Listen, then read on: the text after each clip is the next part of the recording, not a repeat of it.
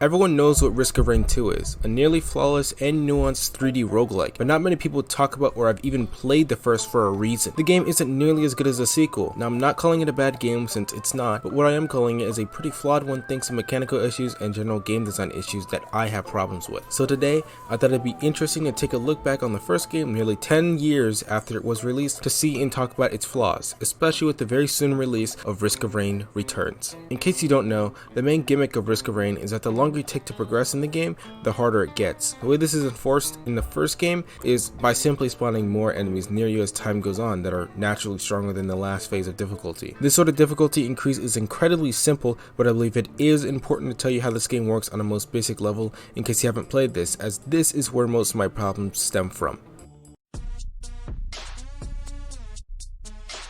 The quality of each character is not at all consistent. To an extent, yes, it's understandable because you unlock characters from doing certain things, though I still think that all the characters should be of similar quality to ensure that you don't prioritize any of them, not because of preference, but because of quality difference. For example, the sniper, which is one of the last characters you get, is a slower long-range character, but due to the high speed of this game and the fact that the enemies almost always spawn directly right by you, his effectiveness is limited majorly when compared to other characters like Commando or even Enforcer.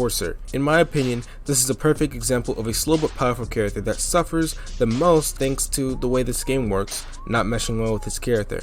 And generally, this sort of thing is similar for other slow mid-range to range characters like Engineer and Enforcer, due to them both requiring minor setup to be super effective. Engineer in terms of his turrets, and Enforcer in terms of his shield and needing to sort of herd his enemies to remove them in a few shots. Other rangers like Commando, Bandit, and Hunter don't suffer nearly as much thanks to their mobility-based moves, but this still doesn't help them out very much, as this game's hardness comes in enemy density. Hunters can deal with it well because of her AoE attacks, but for most other rangers in general, they can't, which directly transfers into my next talking point about the game.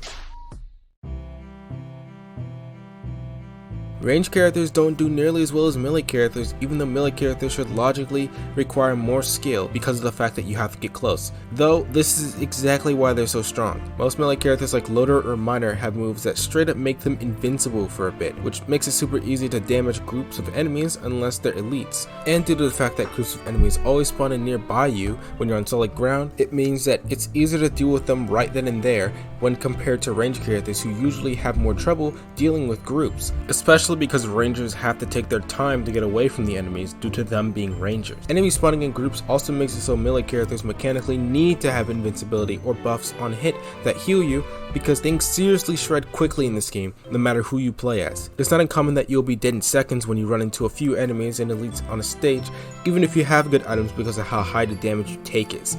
And I wouldn't have a problem with high damage if it weren't for the fact that your mobility in this game is garbo. If melee characters didn't have invincibility or high heals, then they'd all be absolute garbage due to the extreme damage you're put through in this game. Pretty much, ranged characters will suffer a lot more than melee characters, even though logically it should be the other way around, as in melee characters require high skill for high reward due to them going straight into crowds, and rangers are safe characters with lower reward instead of ranger characters being mostly inferior to the oddly easier and more brainless melee characters. Join my Discord, by the way, links in the description. It's new and I want to have some more discussion with people just cause I like talking about stuff.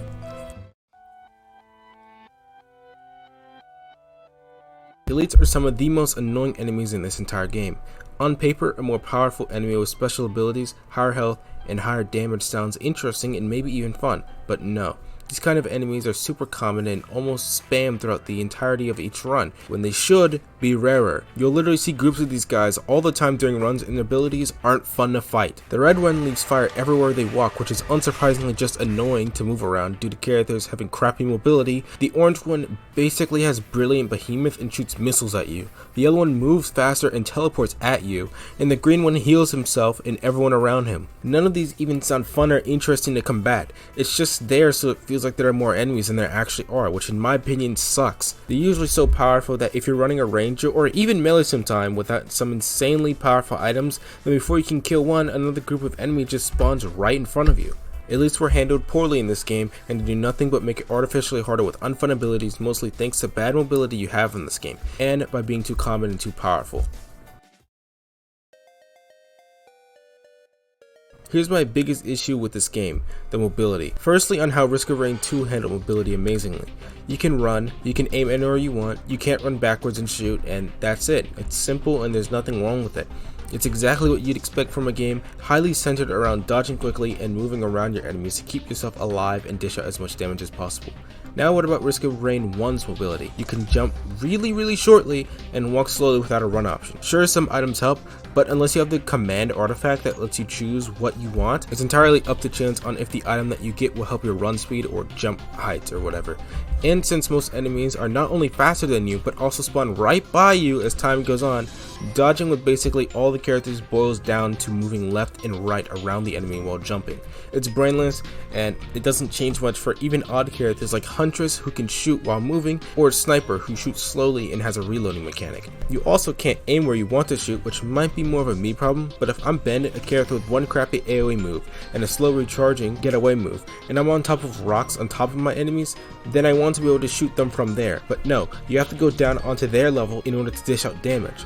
Unsurprisingly, most characters like Commando, Sniper, Bandit, Huntress, and even Chef sometimes suffer a lot from not being able to aim where exactly they want to shoot outside of it being right in front of or behind them. This repetitive way of dealing with most enemies is probably why most people didn't pay attention to this game in the first place, and when you can't dodge enemies in this way, you most likely get destroyed unless again you have some crazy items, which I usually don't when I play Risk of Rain because my luck is really bad.